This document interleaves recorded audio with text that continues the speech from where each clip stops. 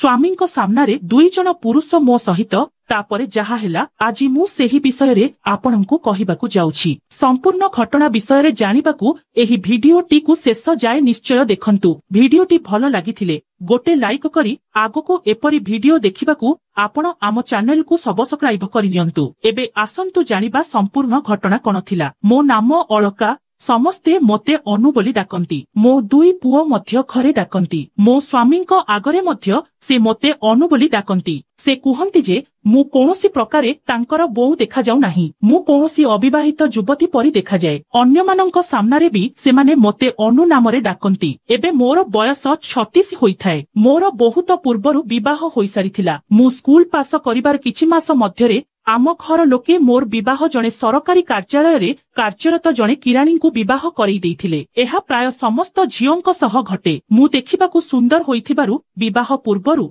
अनेक पुरुष मो सहित संपर्क रखिथिले। एहीपरि संपर्क रखिबा मो पई गोटे साधारण कथा थिला। मु मोर जणे सांगर बापांकू पसंद करिबाकू लागिथिली। मु तांको सहित संपर्क रखिबाकू मध्य प्रस्तुत थिली। थरे तांकू एक उपयुक्त सुजोग मिलिला। आमे प्राय 2 घंटा एका थिलु, किंतु तांको पाखरे मो सहित संपर्क रखिबार साहस नथिला। मो स्वामींको साथीरे रहिबा परे आमे प्रथमे गोटे दिन रे अनेक थर संपर्क रखिथिलु। सत कहिबाकू गले मो स्वामी मते एक महान अभिज्ञता देइथिले। विवाहर 6 वर्ष मध्यरे आमर 2टी पुओ जन्म होइथिला। द्वितीय पुओ जन्म हेबार गोटिए वर्ष मध्यरे मो स्वामी जणे वरिष्ठ अधिकारी होइगले, किंतु तांकू एक छोट सहररु भुवनेश्वर को स्थानांतर मध्य करा जाइथिला। भुवनेश्वर एक बड़ सहर थिला। नुआ लोक, एक नूतन स्थान एवं मो स्वामींको पई मध्य सेठाकार जणे व्यक्ति आमको बहुत साहाय्य करिथिले। मु आपणଙ୍କୁ कहि देउछि जे मो स्वामी पीडब्ल्यूडी रे जणे वरिष्ठ अधिकारी थिले। सेही व्यक्तिଙ୍କ नाम राघव थिला। मो स्वामी तांको पूर्वरु अनेक थर भेटिथिले,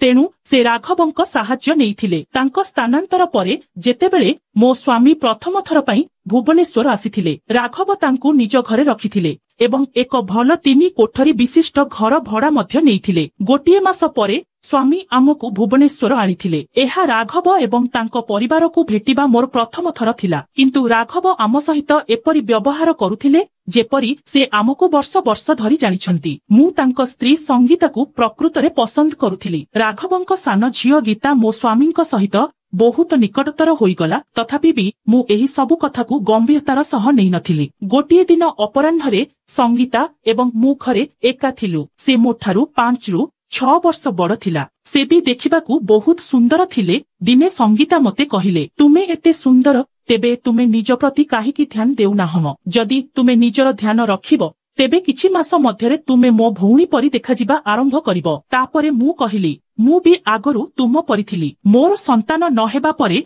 केही मते देखंती नाही। एबे 2टी संतान थिबा महिलांकू किएबा देखिबो। तापरे संगीता मते कहिले, तुमे जानो नाही जे तुमे केते सुंदर, किंतु तुमे एते ढिला पोशाक पिंध जे केही तुम प्रति ध्यान भी दियंती नाही। किंतु तापरे संगीता जिद करी मते अपराह्न 4टारु 5टा पर्यंत जिम नेबाकू जिद धरिथिले। आमे दुहे प्रतिदिन घंटाए लेखा व्यायाम करुथिलु। मु लक्ष्य कली जे व्यायाम सिखाइबा समयरे प्रशिक्षकर नजर आम प्रति किछि अलगा प्रकार थिला। मु संगीता को एही विषय रे अभियोग कली। संगीत कहिले, जदि से एही परि करूछि तेबे ताकू करिबाकू दियो। मु मध्य एहा पसंद करे। जदि आमे ताकू टिके सुजोग देउ तेबे कथा आगकू बढ़ी परिबो। देख, एही युवकर फिटनेस केते सुंदर, किंतु एते शक्तिशाली पुरुष ही आम भली 2टी पिलांक माँ को भल भाबे बुझी परिबे। मु कहिली, चुप रुह, जदि तुमको भल लागुछि ताहेले तुमे एही सबु करिपार। मु राघवंकु एहा विषय रे किछि कहिबि नाही। तापरे से एपरी किछि कहिले जाहा मु केबे आशा करि नथिली। सगीता मते एपरी कहिले जे तुमे राघव को किछि कहिले मध्य एथिरे कोनोसी फरक पड़िबो नाही। तुमर राघव मते तांको काम कराइबा पई अनेक लोकंक पाखकू पठाए। अनु, मु सत्य कहुछि। संगीतांक एपरी कथारे मु आपत्ति करि नथिली। से मोते व्यायाम सिखाइबा बाहानारे मो निकटतर हेबाकू लागिथिले, किंतु से आम काहा सहित सेहीपरी खराब व्यवहार करि नथिले। 3 मास बीतीगला एवं मु मो शरीर रे बहुत अस्वस्थी अनुभव करिबाकू लागिली। आमे सेठारे आउ 3 मास तालीम नेलु। तापरे मु घरे व्यायाम करिबा आरंभ कली। मो स्वामी मते देखि कहिबाकु लागिले जे मो सहित समय बिताइबारे तांकु एबे जेपरि भल अनुभव हेउथाए ताहा पूर्वरु से केबेबी सेपरि अनुभव करि नथिले। मु आउ गोटे कथा लक्ष्य कली, राघवंकर आम घरकु आसिबा बहुत बढ़िगला। से मो पाई एवं पिलामानंक पाई उपहार आणुथिले, किंतु एबे से बहुत महंगा उपहार आनिबा आरंभ कले एवं ताहा मध्य अधिक थर। किंतु से केबे मो प्रति तांकर भल पाइबा प्रकाश करि नथिले किंबा मो प्रति केबेबी सेहिपरि दृष्टिरे देखि नथिले। होली समयरे मध्य से केवल मो गाल रे रंग लगाइथिले। मु गीता एवं मो स्वामी को रंग लगाउथिबार देखिली। मु टिके दूरकु चलीगली एवं मु स्वामी को गीता किंबा संगीता को एहा विषय रे किछि कहली नाही। मोते लागिला जेपरि मो स्वामी एवं गीता सेमाने दुई जण संपर्क रखिथिले। मु स्वामी को एहा विषय रे किछि कहि नथिली, किंतु मु मने मने निष्पत्ति नेइथिली जे सुजोग पाइले मु निश्चित भाबरे राघव किंबा अन्य काहा सहित संपर्क रखि परिबी। मु अन्य आवश्यकता अनुभव करिबाकु लागिली। सेतेबेले संगीता एवं मु 2 वर्षरु अधिक समय धरि बंधु थिलु। संगीता केबे सेही जिम प्रशिक्षक किंबा अन्य काहा सहित प्रेम रे पड़िबाकु जिद करि नथिले, किंतु से प्रायतः अन्य मानक सहित तांकर प्रेम कहानी बहुत आनंदरे वर्णना करुथिले। संगीतांक अनुसारे से विवाह पूर्वरु 2 जणंकु एवं परे अन्य 7 जणंकु भल पाइथिले एवं तांको स्वामी राघव सबु किछि जानिथिले। होली परे 2 मास बीती गला एवं हठात गोटिए दिन मो स्वामी कहिले जे तांकर छुट्टी मंजूर होई जाइछि। से कहिले जे परवर्ती सप्ताहरे आमे प्रथमे गौहाटी एवं तापरे दार्जिलिंग जिबु। मो ससुर घर लोक 2 दिन परे आसिले। मु जानि नथिली सेमाने आसुछंती। रातिरे मु स्वामी को पचारिली, एथर केवल आमे 2 जण टूर रे जिबा। परदिन शनिवार सकाळे आमे नुआ दिल्ली रे पहुंचिलु एवं अपराह्न 2टारे एक ट्रेन चढ़िलु। एहा एक गरम ग्रीष्म मास थिला, किंतु मु प्रवेश करिबा मात्रे मोते ठंडा अनुभव हेउथिला। मु पूर्वरु अनेक थर ट्रेन रे यात्रा करिछि, किंतु मु सेदिन जेउ बगीरे प्रवेश करिथिली सेपरि केबे बसी नथिली। मु मो सीट रे बसी गली। आम सामना सीट खाली थिला। मो स्वामी मोते कहिले जे आमे राजधानी एक्सप्रेस रे थिलु। से एहा मध्य कहिले जे एहा सबुठारु महंगा ट्रेन। तुमे जानो काहिकी मते एही ट्रेन पई एते खर्च करिबार आवश्यकता पड़िला। अन्य ट्रेन गुड़िक 42 घंटा समय नियंती, किंतु एही ट्रेन आमको केवल 26 घंटा मध्यरे सेठारे पहुंचाइबो। सेतबेले ट्रेन भितरे बहुत ठंडा लागुथाए मते। मु कहिली जेपरि ठंडा हेउछि भितरे मु कोलाप्स हेइकी मरिजिबी। आमे एहीपरि कथा हेउथिबा समयरे ट्रेन रो परदा टाणी होइगला एवं 2 जण युवक प्रवेश कले। जणे ऊपर सीट को एक कंबल उठाई मो उपरे पिंधाई देले। सेही व्यक्ति कहिले, मैडम भय करंतु नाही, आमे तुमको मरिबाकू देबु नाही। एही कंबल घोड़ाई दियो एवं तुमे किछि समय मध्यरे आराम पाइब, गरम अनुभव करिबो। 2 जण व्यक्ति सेमानंक सामना सीट रे बसी गले एवं ट्रेन चलिबा आरंभ कला। मो स्वामी सेमानंकु कहि उथिले, जदि आपण टिकिए विलंबरे आसिथान्ते आपण ट्रेन हराई थान्ते। सेमानंक भितरु जणे व्यक्ति कहि उठे, आमर भाग्य एते खराब नुहे जे आमे तुम दुहिंक परी एक सुंदर दंपतिंक सहित समय बिताइबार सुजोग हापछवा करिपारिबु। एतिकी कहि हसिउथिले ओ तापरे कहिले जे आमे गौहाटी जाउछु। मो स्वामी कहिले, आमे मध्य गौहाटी जाउछु। अन्य व्यक्ति जनक कहिले, भल हेला, आपणक सहित यात्रा बहुत भलरे कटिजिबो। सेही समयरे मु स्पष्ट भाबरे देखिली जे अन्य व्यक्ति मोते देखुछंती एवं किछि इशारा करूछंती। सेतबेले मु सेमानंकु देखि निजको निजे मने मने कहिली, जदि तुमे दुहे साहस रख, मु चलंता ट्रेन रे मो स्वामींक सम्मुखरे तुम दुहिंकु मजा देबाकु प्रस्तुत अछि। मु देखिली जे जणे 25 रु 26 वर्ष बयस एवं अन्य जनक 28 रु 30 वर्ष बयस।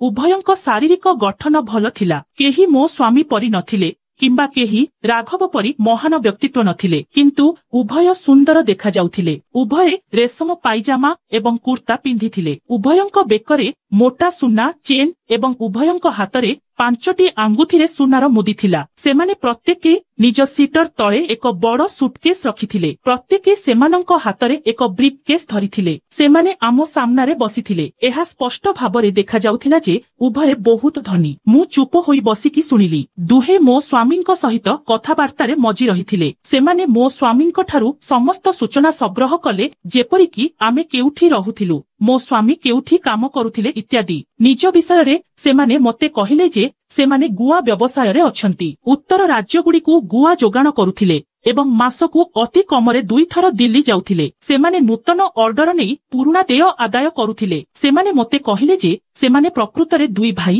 ଉଭୟ ବିବାହିତ ଥିଲେ। ବଡ଼ ଭାଇର ନାମ ଶିବପାଳ ଏବଂ ସାନ ଭାଇର ନାମ ଭୂଷଣ। ସେମାନଙ୍କ ମଧ୍ୟରୁ ମୁଁ ଶିବପାଳକୁ ଅଧିକ ପସନ୍ଦ କରୁଥିଲି। ୱେଟର ପ୍ରଥମେ ଆମ 4 ଜଣଙ୍କୁ ପାଣି ବୋତଲ ଦେଇଥିଲେ। ଯେତେବେଳେ ୱେଟର ଚା ଟ୍ରେ ଆଣିଥିଲେ ସେ ଆମ ପାଇଁ ଚା ତିଆରି କରିଥିଲେ ଏବଂ ମୋତେ ଏକ କପ ଦେଇଥିଲେ। ସାନ ଭାଇ ମୋ ଆଦକୁ ଚାହା କପ ବଢ଼େଇ ଦେଲେ। ମୁଁ ସେହି କପକୁ ଧରିବା ସମୟରେ ସେ ମୋ ଆଙ୍ଗୁଠିକୁ ଚିପିଦେଲେ ଏବଂ ମୁଁ ହସିଉଥିଲି। ତାପରେ ଆମେ ସମସ୍ତେ ଚାହା ପିଇଥିଲୁ। କିଛି ସମୟ ପରେ ମୋତେ ଲାଗିଲା ଯେ ମୋତେ ବାଥରୁମ ଯିବାକୁ ପଡ଼ିବ। ମୁଁ ଚୁପଚାପ ସ୍ୱାମୀଙ୍କୁ କହିଲି ଓ ଆମେ ଦୁହେଁ ଆମ ସିଟରୁ ଉଠି ଛିଡ଼ା ହେଲୁ। ସେ ପ୍ରଥମେ ବାହାରକୁ ଚାଲିଗଲେ। ସଙ୍ଗେ ସଙ୍ଗେ ସାନ ଭାଇ ମୋ ହାତକୁ ଧରିନେଲେ ଓ କହିବାକୁ ଲାଗିଲେ, ତୁମେ ବହୁତ ସୁନ୍ଦର ରାଣୀ ପରି ଦେଖାଯାଉଛ। ହାତ ଛାଟି ଦେଇ ମୁଁ ମଧ୍ୟ ବାହାରକୁ ଆସିଗଲି। କିନ୍ତୁ ମୁଁ ସ୍ୱାମୀଙ୍କୁ ଏହା ବିଷୟରେ କୌଣସି ଅଭିଯୋଗ କରିନଥିଲି। 10 ମିନିଟ୍ ପରେ ଆମେ ଫେରି ଆସିଲୁ। ଫେରିବା ସମୟରେ ମୁଁ ସେମାନଙ୍କଠାରୁ ଦୂରେଇ ରହିଲି। ଟ୍ରେନ୍ ଚାଲିବାର 1 ଘଣ୍ଟାରୁ ଅଧିକ ସମୟ ହୋଇଯାଇଥିଲା। ମୋତେ ଆଉ ସେତେ ଥଣ୍ଡା ଲାଗୁନଥିଲା, ତେଣୁ ମୁଁ କମ୍ବଳ କାଢ଼ିଦେଲି। ତାପରେ ସେମାନେ ଦୁହେଁ ମୋ ସ୍ୱାମୀଙ୍କ ସହ କଥାବାର୍ତ୍ତା ଆରମ୍ଭ କଲେ। ମୁଁ ଓ ଶିବପାଳ ଏଥିରେ ସାମିଲ ହେଲେ। ସେମାନେ ମୋ ସ୍ୱାମୀଙ୍କୁ କହୁଥାନ୍ତି, ଆମକୁ ତୁମ ପରି ଅନେକ ଲୋକଙ୍କ ସହିତ ମୁକାବିଲା କରିବାକୁ ପଡ଼େ ଯେଉଁମାନେ ସରକାରୀ କାର୍ଯ୍ୟାଳୟରେ କାମ କରନ୍ତି। ସେମାନେ ମୋ ସ୍ୱାମୀଙ୍କୁ ବାରମ୍ବାର ପଚାରିଥିଲେ ଯେ ସତ କୁହନ୍ତୁ, ଆପଣ ରାଜଧାନୀ ଟ୍ରେନରେ ଗୁଆହାଟୀ ଏହି ଯାତ୍ରା ଏବଂ ଗୋଟିଏ ଭଲ ହୋଟେଲରେ 1 ସପ୍ତାହ ରହିବା ତୁମର ଦରମାରୁ, ତେବେ ତୁମର ଖର୍ଚ୍ଚ କିଏ ବହନ କରୁଛି? ସ୍ୱାମୀ ମୋତେ ବାରମ୍ବାର କହିଥିଲେ ଯେ ସେ ସମସ୍ତ ଖର୍ଚ୍ଚ ନିଜ ଟଙ୍କାରୁ ବହନ କରୁଛନ୍ତି, କିନ୍ତୁ ସେ ମାନିବାକୁ ରାଜି ନଥିଲେ। ତାପରେ ସେମାନେ କହିଲେ, ଠିକ ଅଛି, ଯଦି ତୁମେ କହିବାକୁ ଚାହୁଁନାହଁ ତେବେ କହିବା ଦରକାର ନାହିଁ,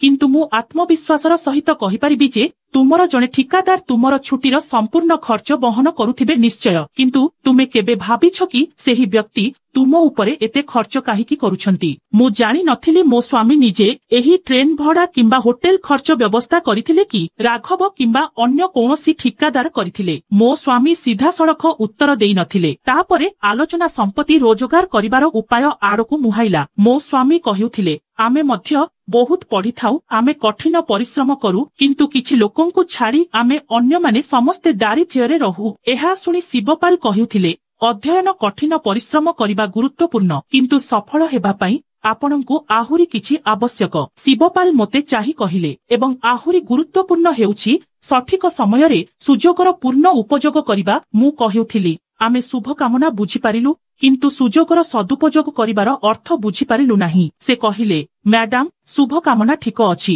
କିନ୍ତୁ ଏହାର ଅର୍ଥ ସୁଯୋଗର ସଦୁପଯୋଗ କରିବା। ଉଭୟ ଭାଇ ପରସ୍ପରକୁ ଚାହିଁଲେ। ଭୂଷଣ ମୋତେ କହିଲେ, ଆପଣ ଆମକୁ ଟିକେ ସୁନ୍ଦର ଦୃଶ୍ୟର ପ୍ରଦର୍ଶନ କରାଇ ଦିଅନ୍ତୁ, ଆମେ ଆପଣଙ୍କୁ 500 ଟଙ୍କା ଦେବୁ। ମୁଁ ତୁରନ୍ତ କହିଉଠିଲି, ଆପଣ ପାଗଳ ହୋଇଗଲେ କି? ଉଭୟେ ଏକାଠି କହିଲେ, ଆମେ ଜାଣିଥିଲୁ ଯେ ଆପଣ ଏପରି ଉତ୍ତର ଦେବେ, ସେଥିପାଇଁ ମୁଁ କହିଲି, ବହୁତ କମ୍ ଲୋକ ସୁଯୋଗର ସଦୁପଯୋଗ କରନ୍ତି। ଉଭୟ ଭାଇ ପରସ୍ପରକୁ ଭଲ ବୁଝାମଣା କରିଥିଲେ। ମୋତେ କହିଲେ, ଆପଣ ହୁଏତ ସବୁବେଳେ ଶାଢ଼ୀ ପିନ୍ଧନ୍ତି, ତେଣୁ ତୁମେ ଜାଣ ଯେ ଦିନକୁ ଶହ ଶହ ଥର ଓଢ଼ଣୀ ଆପେ ଆପେ କାନ୍ଧରୁ ଖସିଯାଇଥାଏ। ଆମେ ତୁମକୁ 500 ଟଙ୍କା ଦେଉଛୁ, କିନ୍ତୁ ତୁମେ ସୁଯୋଗର ଫାଇଦା ନେଇପାରୁନାହଁ। ଯଦି ଆମ ପରିବାରର କୌଣସି ମହିଳା ହୋଇଥାନ୍ତେ, ତେବେ ତୁମ ସ୍ୱାମୀଙ୍କର ଅନୁରୋଧରେ ସେ ତୁରନ୍ତ 500 ଟଙ୍କା ଛଡ଼ାଇ ନେଇଯାଇଥାନ୍ତେ। ମୋତେ ତାଙ୍କ କଥା ସେହି ସମୟରେ ଲାଗିଲା ଯେ ସେ ଠିକ କହିଥିଲେ। ଶାଢ଼ୀ କାନି ବାରମ୍ବାର ଏହିପରି ଉପରୁ ଖସି ଚାଲିଥାଏ। ଶିବପାଲ କହିଲେ, ଦେଖ, ଆମେ ତୁମକୁ ଆଉ ଗୋଟିଏ ସୁଯୋଗ ଦେଉଛୁ। 500 ନୁହେଁ, ଆମେ ତୁମକୁ 1000 ଦେବୁ। କାନି ତଳେ ପଡ଼ିବାକୁ ଦିଅ। 1000 ଟଙ୍କା ଛୋଟ ନଥିଲା। ଏହା ପିଲାମାନଙ୍କର ସମଗ୍ର ମାସର ଛୋଟ ମୋଟ ଖର୍ଚ୍ଚଠାରୁ ଅଧିକ ଥିଲା। ମୁଁ ମୋ ସ୍ୱାମୀଙ୍କୁ ଇସାରାରେ ପଚାରିଲି। ସେ କହିଲେ, ନା। ମୁଁ ମନା କଲି। ତାପରେ ମୁଁ ଶାଢ଼ୀକୁ ଛୁଇଁଲି ନାହିଁ, କିନ୍ତୁ ମୋ ନିଜକୁ ଟିକେ ଝାଡ଼ି ହେଲି ଏବଂ ଶାଢ଼ୀ କାନି ତଳେ ପଡ଼ିଗଲା। ଉଭୟ ଭାଇ ମୋତେ ଚାହିଁ ରହିଲେ। ମୁଁ ସେମାନଙ୍କ ସାମ୍ନାରେ ପ୍ରଥମ ଥର ପାଇଁ ହସିଲି। ମୁଁ ଭାବୁଛି, ତୁମେ ଏପରି ପ୍ରଥମ ଥର ପାଇଁ ଦେଖୁଛ ବୋଧେ? ସେମାନେ କହିଲେ, ନା, ଏହା ସେପରି ନୁହେଁ। ମୋର ଘରେ ସ୍ତ୍ରୀ ଅଛି, ଭଉଣୀ ଅଛି, ଭାଉଜ ଅଛନ୍ତି, ଏପରିକି ମା ମଧ୍ୟ ଅଛନ୍ତି। ଯେତେବେଳେ ମୁଁ ବାହାରେ ଥାଏ, ଏପରି ଗୋଟିଏ ଦିନ ନାହିଁ ଯେତେବେଳେ ଜଣେ ମହିଳା ଆମ ସହିତ ନଥାନ୍ତି। ଗତକାଲି ରାତିରେ ଆମେ ଷ୍ଟେସନ ଯିବା ପୂର୍ବରୁ ଆମ 2 ଭାଇଙ୍କ ସହିତ ଜଣେ ମହିଳା ଥିଲେ। ଆମେ ଦୁହେଁ ଜଣେ କଲେଜ ଝିଅ ସହିତ ସମୟ କଟାଇଥିଲୁ। ମୁଁ ପୂର୍ବରୁ ନିଷ୍ପତ୍ତି ନେଇଥିଲି ଯେ ଯଦି ମୋ ସ୍ୱାମୀ ମୋତେ ଛାଡ଼ି ଦିଅନ୍ତି, ତେବେ ସେ ମୋତେ ଛାଡ଼ି ଦିଅନ୍ତୁ, किंतु जदि एही दुई जण साहस करंती तेबे मु चलंता ट्रेन रे मो स्वामींक सामनारे तांको सहित प्रेम करि नै परिबी। शिवपाल मो हातरे 1000 टंका रखिले। सेमाने दुहे आम सहित थट्टा खेलुथिले। मु मध्य एही खेलकु हस मजारे उपभोग करिबा आरंभ करिथिली। मो कथा सुनी भूषण तांकर ब्रीफकेस खोली मते देखाइले। ब्रीफकेस रे बिडा बिडा टंका थिला। आउ किछि पत्रिका परी पुस्तक मध्य थिला। से एपरी गोटिए पुस्तक बाहर करी मो स्वामी को देले। शिवपाल कहिले, मु तुम दुहिंको एक गुप्त कथा कहिबी। जदि तुमे काहाकू कुह केही सहजरे विश्वास करिवे नाही। मु कहिली, केउ गुप्त कथा? से कहिले, भूषण भाई 5 वर्ष पूर्वरु विवाह करि सारिथिले, किंतु अनु तुमको देखि आमे दुहे पागल होई जाउछु। ठीक जेपरी आमे दुहे भाउजंकु देखि पागल होई जाइथिलु। भाईंको विवाहर 9 वर्ष पूर्वरु आमे दुहे एकाठी काहाकू भल पाउथिलु। भूषण कहिले, केवल जणे झियो थिला, किंतु से आम दुहिंकु सुख देउथिला। आमर मां एवं अन्य महिला माने आमको बहुत बाधा देइथिले, किंतु आमे कहिथिलु जे आमे आम स्त्री मानंकु मध्य एकाठी भल पाइबु। आमे दुहे मु एवं मो स्वामी तांको कथा सुनुथिलु, किंतु मु अनुभव कली जे से जाहा कहुछंती ताहा मिछ। शिवपाल आमको देखि कहिले जे तुम दुहिंको मुहको देखि लागुची जे तुमे आमे कहुथिबा कथा विश्वास करुनाहम। आस तुमे दुहे गौहाटी रे आमर अतिथि। तुमे जेते दिन इच्छा आम सहित रहि परिबो। शिवपाल कहिले, केवल आमर स्त्री नुहंती, अनु मध्य तांको सहित रहिबे। 3 जण महिला एवं आमे 3 जण पुरुष। मु कहिली, तुमे दुहे पागल कि? मु भीतर को आसी खाली पात्रर सूप नहीं चलीगली, किंतु किछि समय परे जणे भाई खाद्य आनिले एवं आमको 1 लाख टंका देले एवं बेटर आमको जहा चाहुथिलु ताहा खाइबाकू देले। खाइबा परे आमे आइसक्रीम मध्य खाइलु। खाइबा परे मु एका बाहरकू गली। मु बाथरूम रु फेरी आसिली। शिवपाल वेटर को 200 टंका देले ओ कहिले, वर्तमान वेटर रातिरे आमको डिस्टर्ब करिवे नाही। सेही समय रे मु स्वामी को देखिली। मु बुझी पारिली जे जेतेबेले मु बाहरकू जाउथिली एही दुई भाई मो स्वामींक सहित किछि डील करिथिले। मु टंका किंबा अन्य किछि चाहू नथिली। गीतार कार्य मो आखि आगरे झलसुथिला। शिवपाल मो स्वामी को कहिले, तुमे दुहे गुवाहाटी रे आम घरे रहिबो। गुवाहाटीरु तुमे दार्जिलिंग जीव, किंतु अनु तुम सहित जीव नाही। अनु आम सहित रहिबो एवं आमर भौणी पीड़ा तुम सहित जीव। से तुम स्त्री परी हेबो। तुमे फेरिबा समय रे अनुकु सांगरे नेई परिबो। तापरे एहा ही हेला। शिवपालଙ୍କ घरे रहिबारे मोर कोनोसी असुविधा होई नथिला। तांको घरे सेही दिन रातिरे सेमाने 3 जण मिसी बहुत मजा कले। सेथिरे मु मध्य सामिल थिली। एहा सबु मो स्वामींक सामनारे घटुथाए। शेषरे सकाळ 5टा परे सेमाने 3 जण सोइबाकू गले, किंतु मु सोई पारिली नाही। मु भाबुथिली जे मु एते निर्लज किपरि होई गली। गुवाहाटी रे पहुंचिबा परे शिवपाल मते एवं मो स्वामी को निज घरे रखिथिले। मो स्वामी शिवपालଙ୍କ भौणीଙ୍କୁ 9 दिन पर्यंत साथीरे रखिथिले। शेष दिन मो सहित समय बिताइबा बेले शिवपाल एवं भूषण मते पचारिले जे से समस्त टंका काहीकि फेराई देइछंती। मु कहिली, मु केवल जणे भल पुरुष चाहुछि, धन नुहे। मु सेही 2 जण देइथिबा 1 लाख टंका को तांकु फेरेई देइथिली। जेतेबेले आमे माने 10 दिन परे घर को फेरिलु, मु स्वामी को कहिली, मु तुमर स्त्री। मु सेमाने मते देइथिबा समस्त टंका फेराई देली, किंतु मो स्वामी सेमानंक ठारू सेही टंका को परे ऑनलाइन जरिया रे नै जाइथिले। एहा थिला सेदिनर घटना। किपरि मो स्वामींक सामनारे कोन सबु घटी गला।